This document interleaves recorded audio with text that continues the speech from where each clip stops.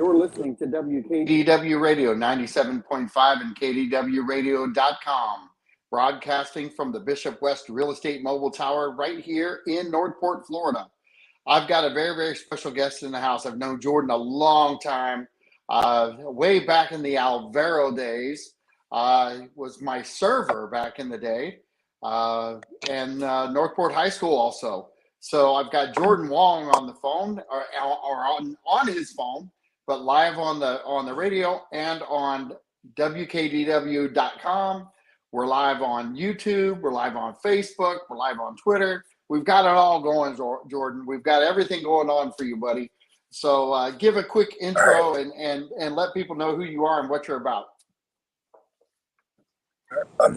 My name is Jordan Wong. I currently own Showcase Strength and Fitness. It's a new gym in Northport.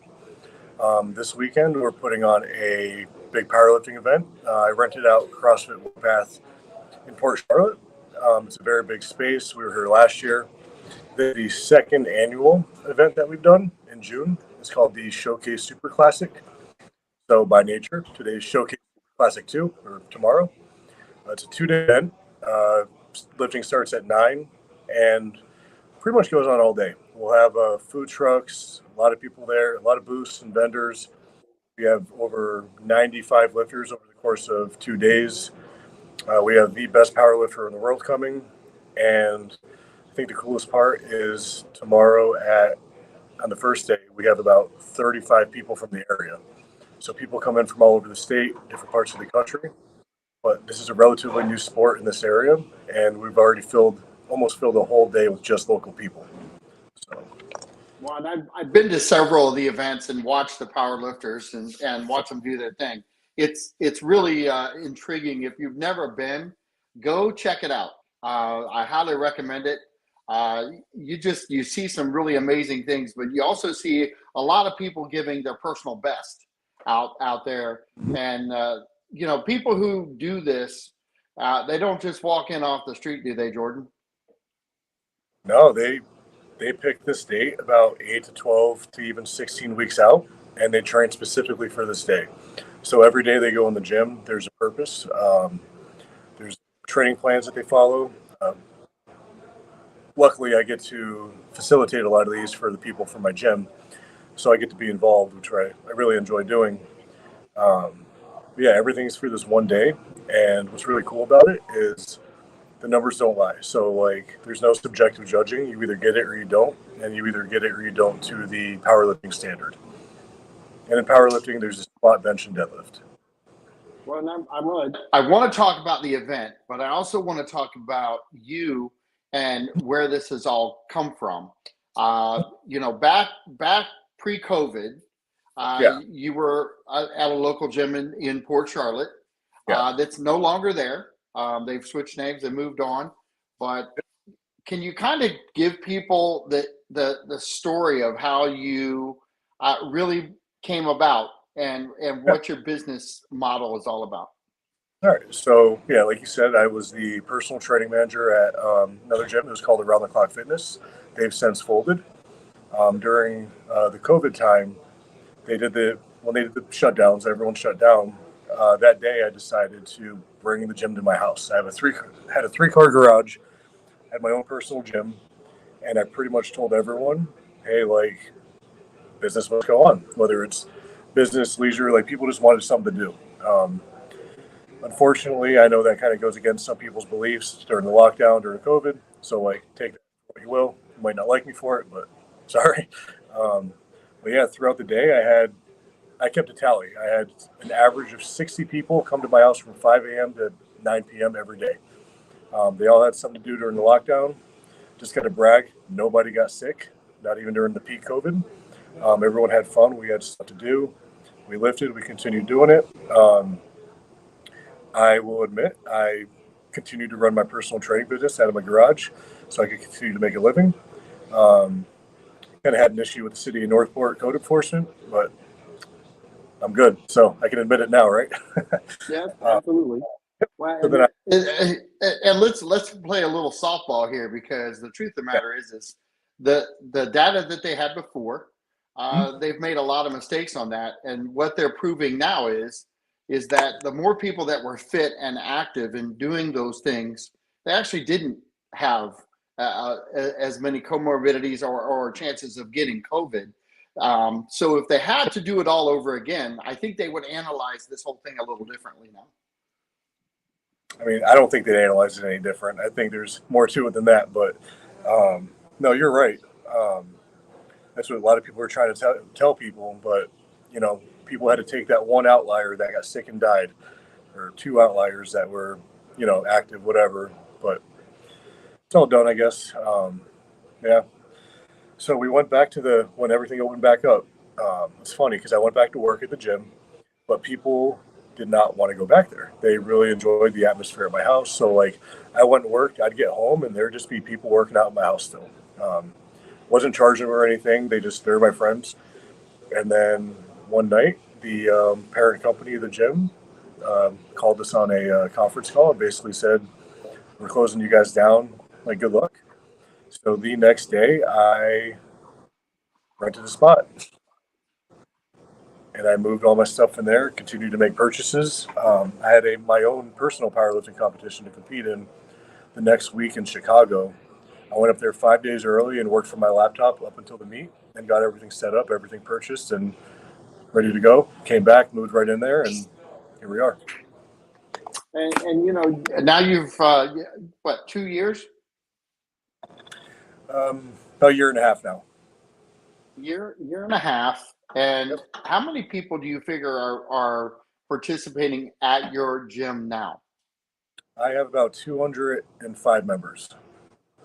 And when we talk about gym people, I want you to kind of describe what it is to be a newbie coming in to an environment like yours. It's funny because due to the nature of the sport of powerlifting, like someone that hasn't been to an event or really doesn't know anyone in the sport, they tend to kind of classify it as like a meathead type thing.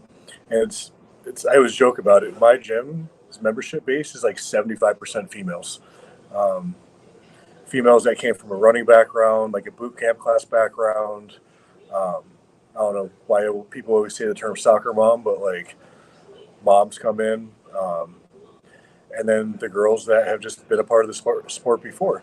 But if you go to the meet tomorrow, out of 62 lifters, more than 50% of them are females. And before, when you went to powerlifting meets, there might be 3 of them. What do you see from the female athletes that has impressed you the most? Females in general, I've noticed they're more disciplined than the men. When they pick a goal and they're serious about it, they show up every day. You can tell they take it much seriously. Like in powerlifting workouts, we call it accessory work, right? You do your main lift, the squat, bench, or deadlift, and you move on, and then do the rest of your accessory work. Some of that's like not as fun, it's like monotonous, and sometimes people just want to get out of the gym. If you look around, those girls do not miss accessory work. The guys, they'll go home and skip it. They'll do the main movement and go home. Not always, but it's more common. That's just one example. You see more commitment then. Oh yeah. Like it's funny because, like, just objectively speaking, I'm like myself. I'm like at a high level in the sport of powerlifting. I look around at these girls at the gym and I'm like, man, these girls are way more disciplined and hardworking than I am. So like they're going places. Well, so a brand new person who comes in, kind of classified as a meathead, right? What do you tell them when they first walk in the door? It's funny. You're talking about someone that thinks it's like a meathead gym. Well, no, I thought you threw a term out there that I was utilizing. So a brand new person, like a brand new person coming in off the street and walking into your gym, what do they feel? They, from what I've noticed, it's either a little bit of like intimidation because like you don't usually walk into a gym and just see a bunch of squat racks and like banners on the wall that says like can I use language on here at all, or like there's a banner like you walk in, it says don't be a pussy. So like really just kind of a joke, but if you see banners like that and just the squat racks, deadlift platforms, bars, plates everywhere, they're intimidated. And then they stick around and then realize like everyone that participates is cool. And really anybody can squat, bench, or deadlift. It doesn't have to be a certain type of like sport. Like it's just a base of strength training. And what happens is they end up trying it out and it becomes a staple in their like routine, whether they want to compete, just get in shape or anything. So, and really kind of got to brag about it. The community that has been built through the gym is huge. Like they all hang out together. They're all friends. Like you go to a standard gym, no one really talks to each other or knows each other. You go to our gym and it's just a little family and it just grows by the month. Well, and that's kind of where I was going with the questions, because if people show up to the event on Saturday, they're going to kind of feel a little bit of my gosh, excitement, along with very, very focused people in the room, Yes, and goal oriented. very. And you know, the determination of someone like that who has those three attributes, you kind of have to watch, learn, and then appreciate. Yes. And there's a lot to be said. You know, you've had some really good friends of yours open gyms elsewhere, and we've had Josh Wilson on Yeah. air a couple times and talked to him, and he's a power lifter himself, right?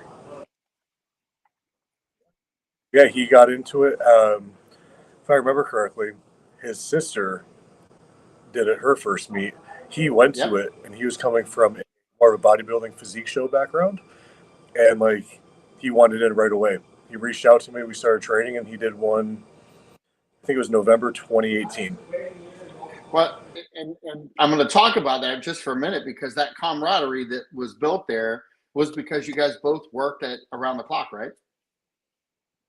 Yeah, I mean, I've known him throughout my whole life through school, but we didn't really become friends until like we met through his sister Jenny, and then we really became good friends when it came to just the powerlifting aspect. I actually think he began powerlifting before he even worked at Around the Clock. Well, and the whole thing with the camaraderie that you've built, that still Mm-hmm. goes on today, because he's opened his gym up in Sarasota, and I'm positive, I'm going to ask this question, but I'm positive the answer. Don't you guys talk about that kind of stuff too? Yeah, yeah, definitely. Yep. So when you use that term family, you really are talking about not just not in the weightlifting arena. You're talking about in every model of life, aren't you? Oh, 100%. Like whether it's business, personal things, really anything. Like the community is so close, especially in this area. Like everyone knows each other. They all know what's going on. Like we go, like not party, like baby showers, party, like stuff like that. Like everyone just gets together and like it just becomes like a big group of friends. And even the groups of friends that have people that like don't know each other well, there's just that level of like respect and like you said, camaraderie.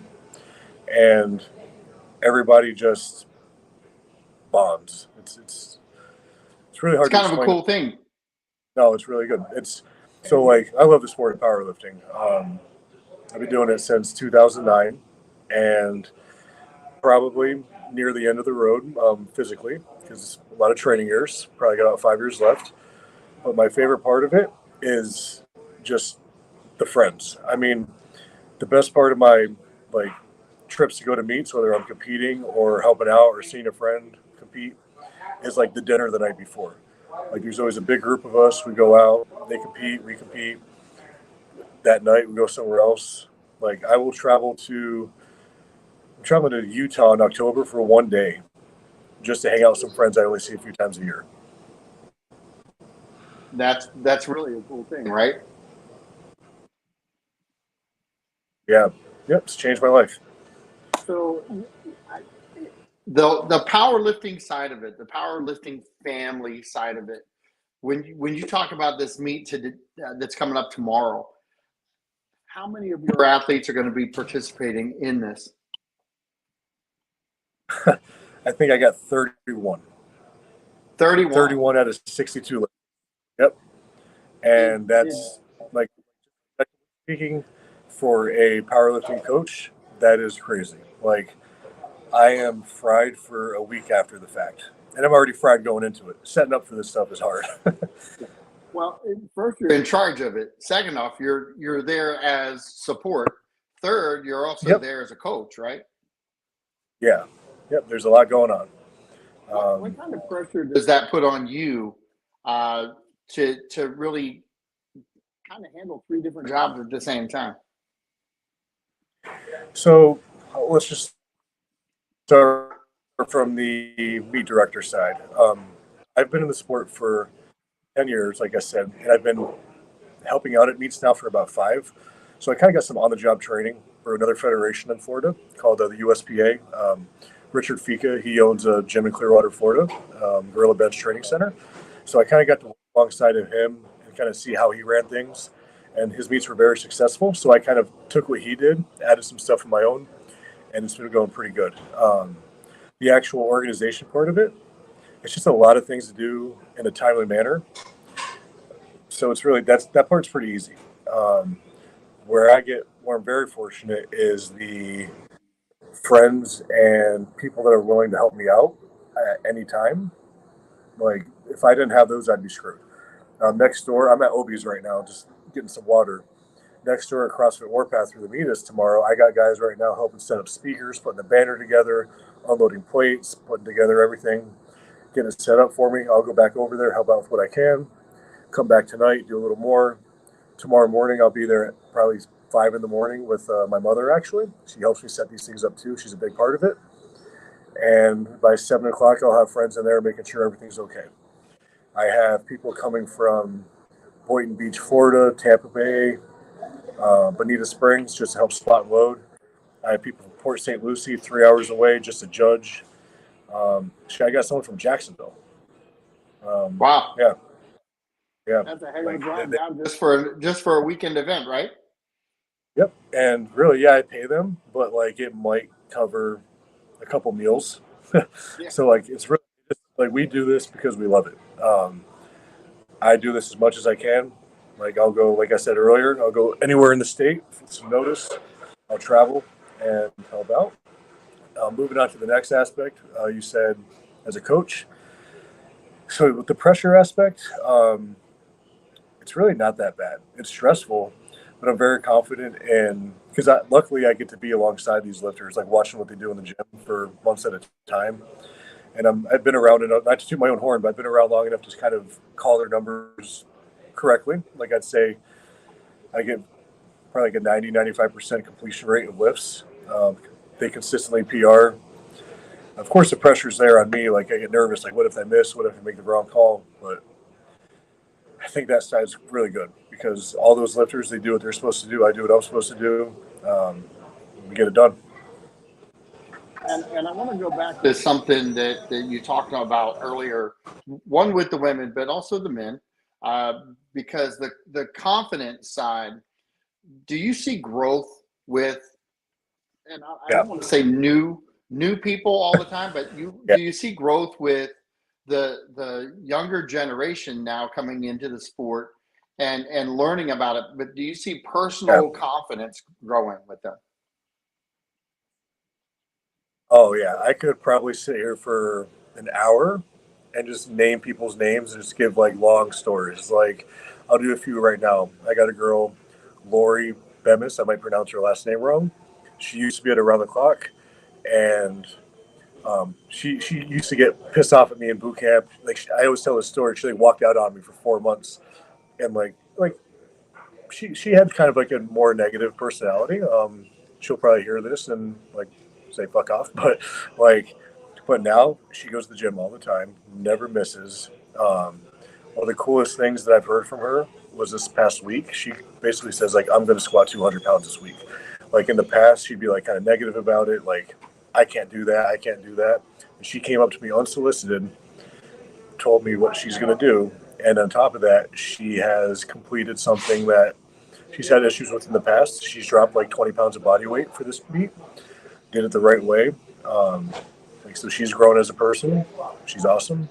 Got another girl, Laura. She signed up for this meet last year, and she pulled out of it because she was too nervous to be in front of people.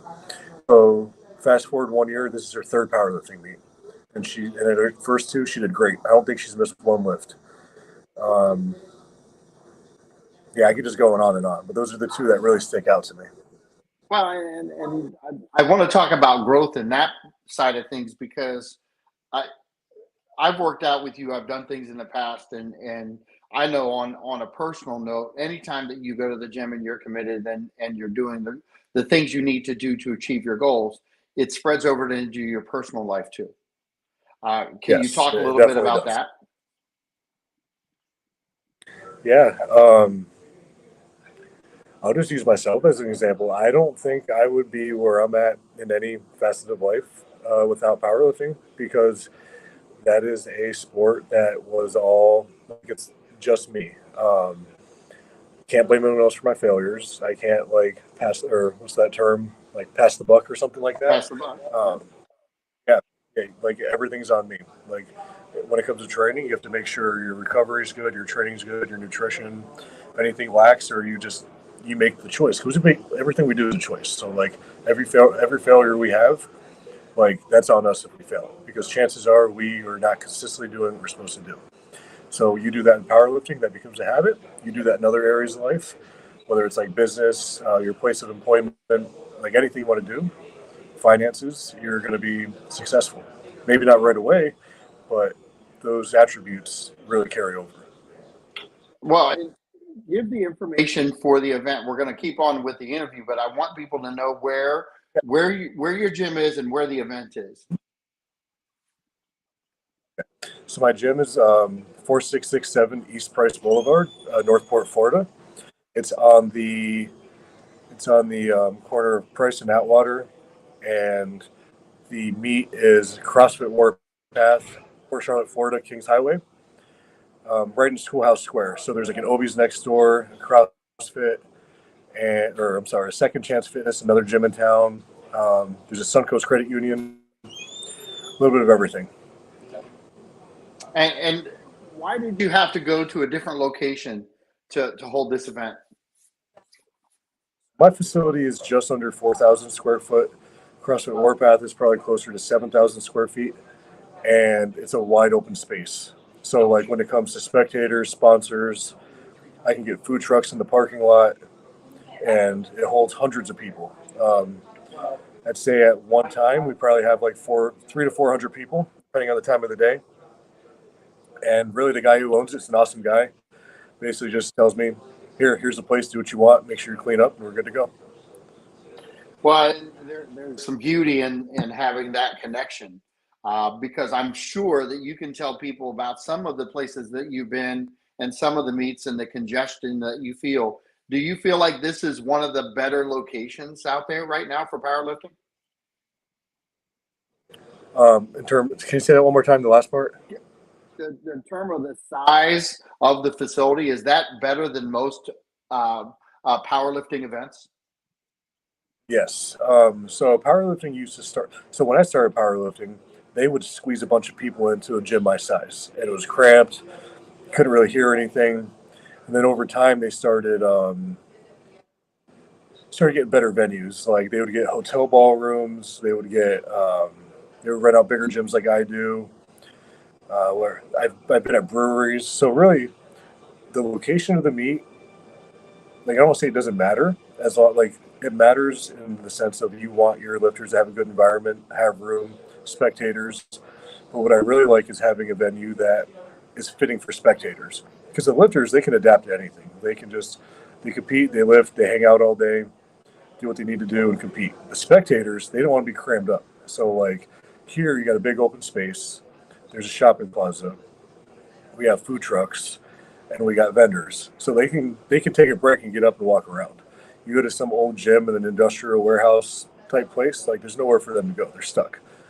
So like I'll admit, powerlifting can be like kind of boring sometimes for the spectators, because like unless you know who's lifting or if you're into it at all, like after a certain point, like you need a break. Like I've been in the sport 10 years. like I said, I need a break. Like if I'm there, I need to go walk around, go get something to eat. But yeah, there's long story points in short, time. make it spectator friendly. Yeah, well, and there's points in times in an event like that where you have some key people coming in to do their personal best, and you have others at the same time. Yeah, Yes, they're trying to achieve their personal best, but it's not as dramatic. And those are, I think, those are the times where people kind of mix, mingle, yeah, but you meet a lot of really cool people there too. And yeah. so So you this go ahead. weekend, yeah. So like this weekend, we have a mix of like everyone. It's really cool. Like we have many first time or second time lifters. We have people that have been in the sport like just a couple years. We have people that have been in the sport, and we even have, I mentioned this earlier, on Sunday, we have the strongest power lifter of all time coming to compete in Port Charlotte, Florida.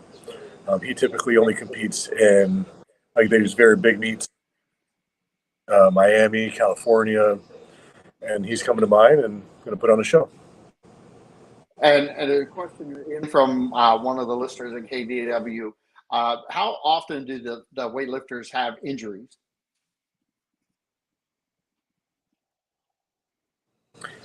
Um, Frequently, not like serious injuries. So I like to call them nuisances. Like usually it's like a hip or lower back or shoulder, bicep tendonitis. So really, it's not stuff that really takes you out of the game. You just kind of have to manage it and rehab it well. Some people don't get any. Like I know a few people that have never like had an injury in years. Myself, I've had my fair share. I've come back from all of them. But yeah, so like it really depends on the lifter, how their training program is. What's a For the rehab? gym, What's a rehab pro? Hold on, you kind of faded out, so I'll give you time to for the internet to catch back up. But the injuries that are out there that are occurring, uh, do you, as a coach, mm-hmm. do you help them work around those?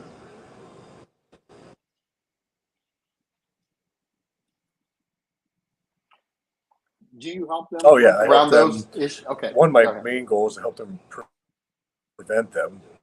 Every lifter has a what I call, yeah, yeah. I help them. My main goal is to help them prevent them in the first place. Because in powerlifting, a lot of like injuries, kind of, or like I said, nuisances, they're pretty common.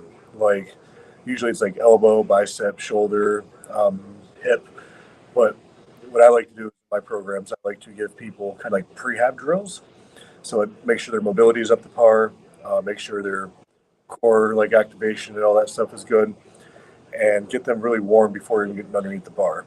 Like it's of course it's not always going to work, but if someone does get hurt, we work around it. I'll just one example. Like let's say you have a shoulder injury, right? With the squat bar, you have to hold it like this. There's something called a safety squat bar. So it goes here and you hold it here. So your shoulder's out of the equation.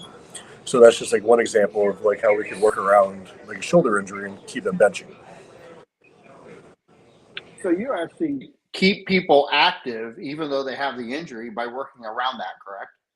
Oh yeah, I had a guy with a bicep tear that still trained every day. And Like how important is that for somebody who's actually trying goal oriented and wants to be part of the sport? How important is that to the athlete I think it's versus pretty just important. maybe a 6 week layoff? Yeah.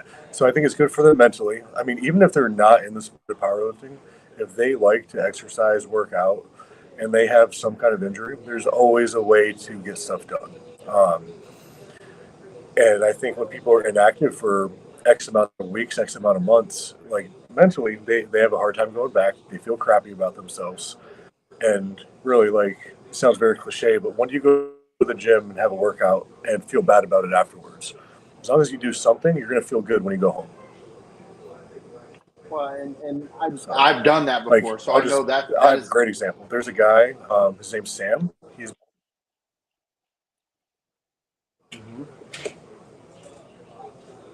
cutting out a little bit. Yeah, you cut out.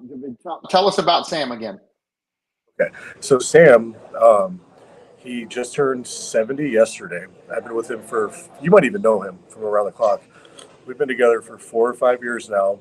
Since I've met him, he's had 2 hip replacements and a knee replacement and a couple carpal tunnel surgeries. He stayed in the gym the whole time. And I've known him since 2017.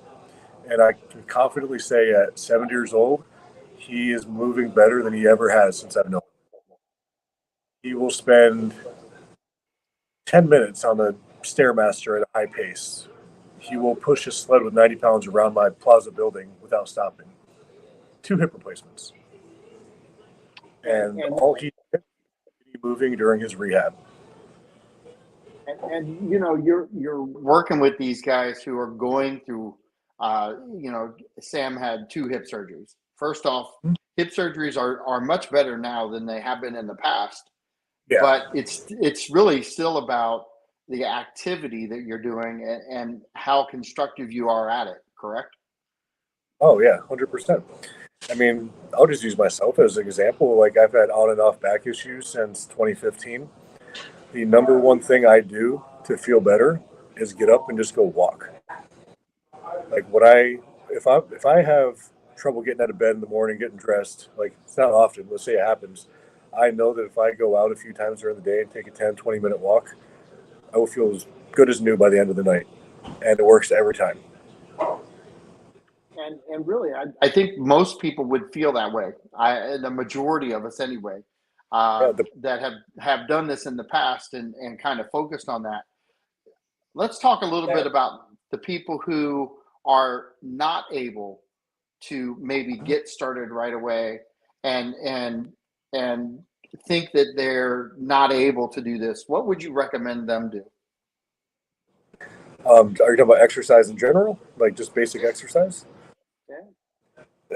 That's the big mental thing. I mean, it's very hard to change that in someone because some people, as like blunt as it is to say, they just don't want to do anything. Um, so like they kind of make those barriers in their mind. Like you could use it as an example for anything. Like let's say someone wants to lose some weight, right? They're going to find every reason why they should not start their like journey until Monday. Like, oh, well, I got to go to a wedding this weekend. Like, I can't do that then, or I got to go do this. So I'll just start next week, or I'm too busy. Like, yeah, everyone's busy. Like, literally, everyone's pretty damn busy, but you got to get it done. Do you Like, when it see comes a down to it, you correlation? Go ahead. do it. You just have Do to you do see it. I mean, you see a correlation between the mental side of athletes versus somebody maybe who's come off the street who wasn't an athlete who gets into the sport? honestly, no. I really think, like, when it comes down to it, after some time, they all develop a very similar mindset. When it comes to the mental state, like everyone's their own person. So some people deal with things better than others. But I really do feel like that once they are in the sport for a while of powerlifting or even just exercise in general, they love it for their what people call mental health. So I personally, like, I don't think I really have any like mental health issues or whatever. I think I just feel basic human emotion. But from what I've heard from many people, they always tell me like the gym is my therapy. Without the gym, like my mind is not good. And I'm very glad to hear that. Like I said, I can't relate to it, but the fact that just being able to facilitate something that makes people's lives better outside of the gym, whether it's at home with their family, at work, that makes me feel good.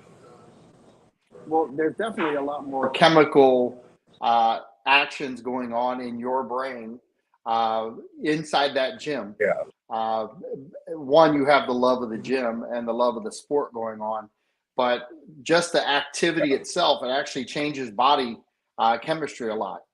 I'm yeah, there's a lot of people out there that they understand exactly what we're talking about right now because when you that first week that you go to the gym and you go home sore, and you go to the second week and you know that you've got this, that's a whole different mindset that you put yourself into just getting through that one window, right? Yeah. It's just showing yourself you can do it over and over again. Um, I think there's got to be some correlation between like being an active person, living a healthy lifestyle, whether it's like keeping up with your sleep, laying off like the alcohol, or just eating better, like nutrition in general. Because the amount of people that tell me like they've had depression issues or anxiety, and how it just gets so much better when they are like active, like I hear that all the time for men and women.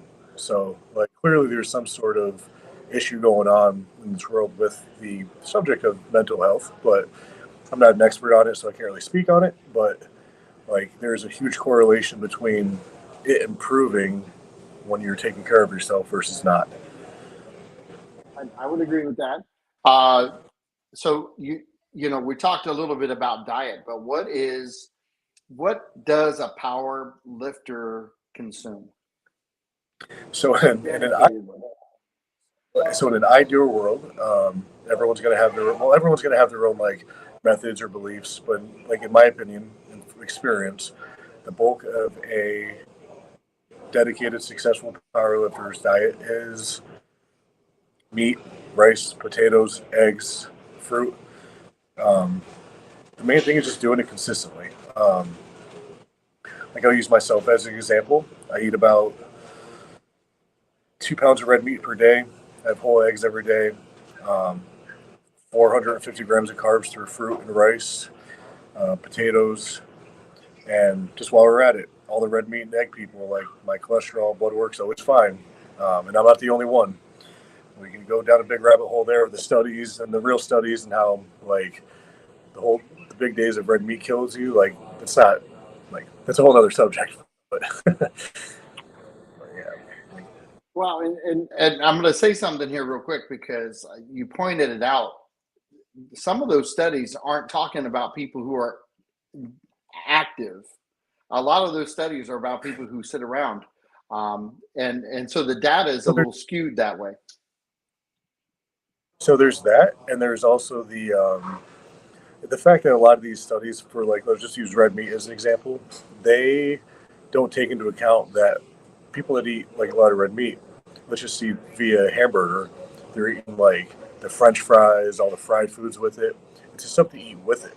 I mean, I really think if you did the same study on someone that ate 90% lean ground beef, grass-fed bison, just like real lean cuts of red meat and steak and eat that every day, I highly doubt those results would be identical to how they usually do their studies. So, and there's also a healthy user bias. I don't know exactly how to explain it, like word for word, but the statistics show that for America, most people that eat red meat, they also they do other unhealthy habits, smoke cigarettes, drink a lot of alcohol, their lifestyle in general. I don't know if that's like why that is, but these people that they study, like on average, they have other bad habits, and they just always point to the red meat. Well, and I'll probably put it out there as saying that your power lifters, your weight trainers, your things that people are doing, your CrossFit experts, they're in a completely different level than most people in studies. If Yeah, they just took an athletic group of people and yeah, did a study on it, that would not be fair to the common everyday person either. yeah. So That's there is some separation there between the two groups. yeah. I mean, just on the subject of red meat again, I'll use my own mother as an example. She had weight problems on and off her whole life, um, and I can speak to it. She is one of the very few like overweight people I know that doesn't like pizza, doesn't like sweets. Like she never really ate bad, and she switched to a meat-based diet after we listened to a Joe Rogan podcast. Actually, she's like, "I want to do it for a month." So since the beginning of 2019, she's literally only eat meat, no veggies, nothing. So when you see how that correlated to her health, she lost a lot of body fat. She feels better than she ever has, and she's in her early 50s. She's told me like any anxiety issues she's had are gone. Her digestion's gone, or like better. So like she used to have very bad digestion issues. Ever since she's just had a meat-based diet and cut out all vegetables, which people will go crazy over, like her stomach health has been the best she's ever been in her life. And she did that in her 50s too. Keep that in mind. So you've kind of got walking proof of some of this information too, right? So much. And it's not just like I know so many people throughout the years of turning their lives around via like lifestyle changes, diet changes, lifting weights, exercising, whatever. And they all have one thing in common. They make that change and they stick to it and they just become better people for it. And better people as in like health wise. You're listening to WKDW Radio 97.5 FM, and I'm interviewing Justin Wong. Just in case you're joining in for the last 15 minutes, Jordan Wong. I'm sorry, Justin. I had Justin on the mind. Jordan Wong. Smile, Jordan. So I really want to talk really about the tournament you've got going on now. I got myself messed up now that I called you Justin. So the tournament you have going on June 18th and 19th. I want you to talk about the guy who's coming in on the 19th and why that's important.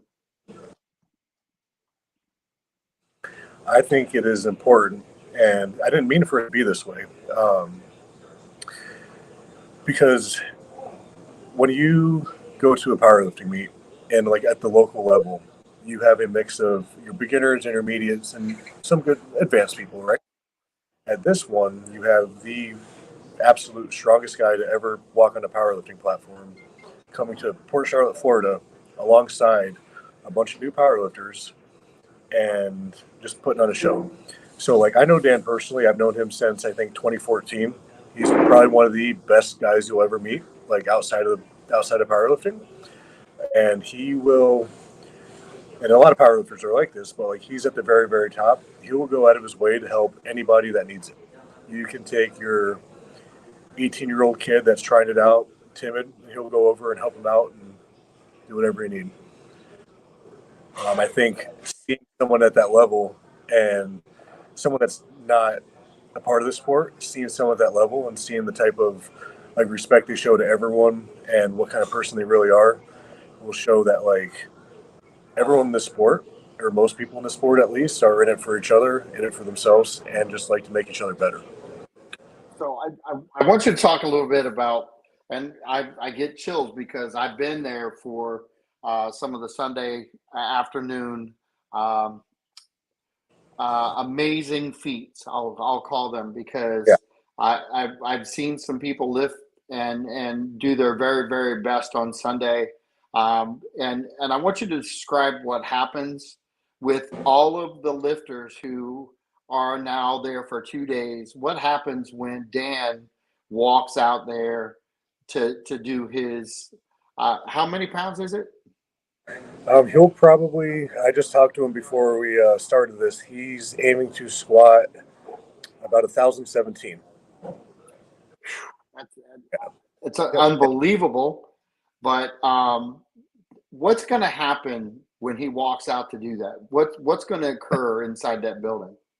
You're going to hear a lot of noise, and you're going to see a lot of cell phones in the air filming that. And the camaraderie between everybody at that point, isn't it intense? Oh yeah, like there's like a level of respect for pretty much any lifter, really. Like not just Dan. Like when someone's up to lift, they get their time. I mean, because we were all a part of it. We know what it takes. We know what it took to get to that point. So like everyone wants you to do good. Of course, when you got someone like Dan, because everyone knows who he is from like the internet. He's been on all these like big websites. So like even people that don't even know what powerlifting is have probably seen him somewhere on Instagram. So, well, and what's his record right now?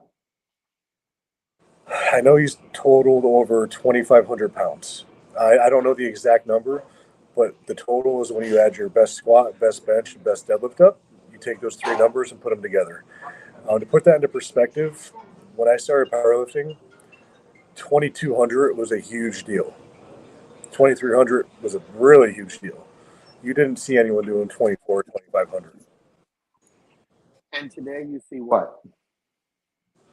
Well, like your average, like the sport's grown so much that like if you look at the numbers from like 7, 8 years ago, like they're kind of top 20 lifts. So like it's just grown a lot. Like it really depends on the lifter, but we'll just use Dan as an example. I remember when he was breaking into the 2000s back in 2014, and now he's, like I said, actually, I'm pretty sure he hit 2,600 at one point. I want to say he did that in February 2020, 2021. I should 2,600. That's a lot of weight. Yeah, because I've seen him squat 1,100. I've seen him bench between 589 and 606, and he deadlifted 909 2 weeks ago. And so, how does that occur in a meet? It's not back to back to back. Obviously that's not the case. But what happens when somebody comes in like Dan, and what does he have to do in a 2-day period of time? So actually, this is a 2-day meet just because I have so many lifters. So really, it's 2 separate meets.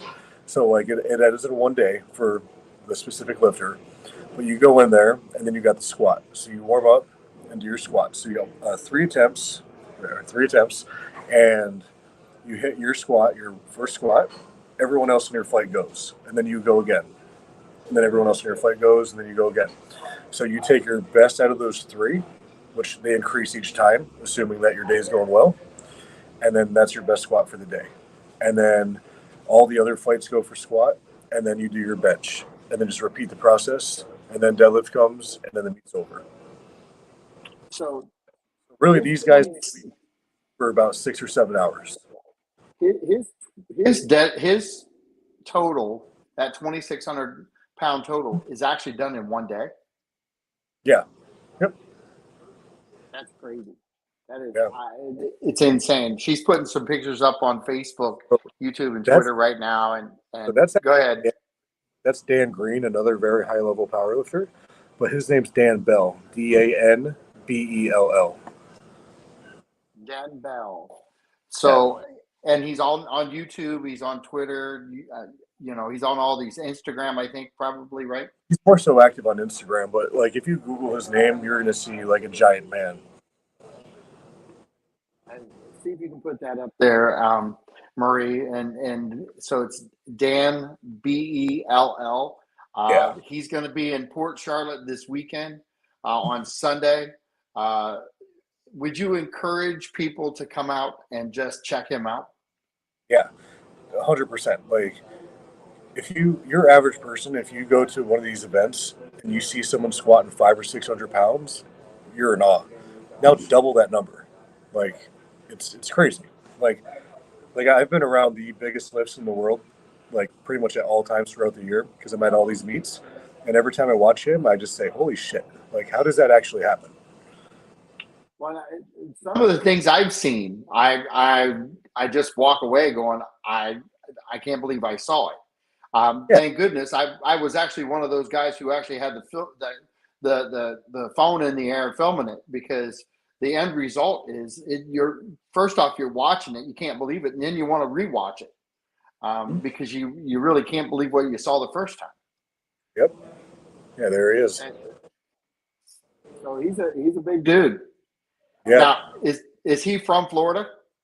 He originally comes from Iowa, but he now resides in... What's up, everybody? Phil Bleckman with Barbend.com. And today, you're 179 kilos or 2,600 pounds and 79 kilos or 2,600. She's gonna stop that video, but you can watch that. You had the number right. That's 2,600 pounds. Yeah.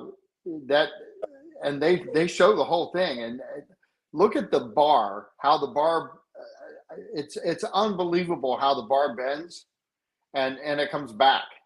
Have you ever used a bar that's been bent so bad that they've had to replace it? No, they make pretty good quality bars. powerlifting bars are very well done. I mean, that's why they're so expensive. I mean, my gym has every barbell costs at least $500 just so they last.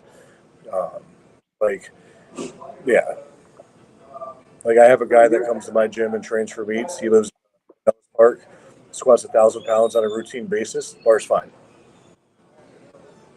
And so you do have to maintain a good equipment.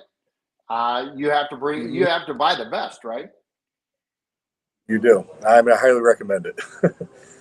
Yeah, and so there's no just like in workouts, if you shortcut on your equipment, you may cause some issues later down the road too, as far as the safety thing, right?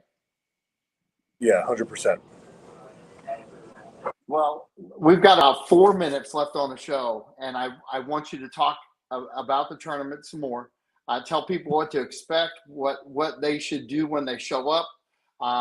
Just give them the lay of the land. Yeah, so if you want to go, definitely check it out. The information is, I'm assuming it's posted somewhere through here, but I'll just reiterate one more time. CrossFit Warpath, Schoolhouse Square, Port Charlotte, Florida. It's off Kings Hwy and 41. You just get here, walk in. You're going to walk in, see a bunch of chairs, grab a chair, go get some food. We'll have a taco truck and Italian ice outside from Rita's and Caesar's Tacos. Lots of vendors.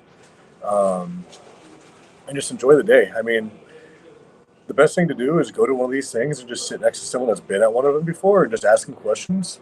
And you'll learn all about it. And you'll really just catch on pretty quick.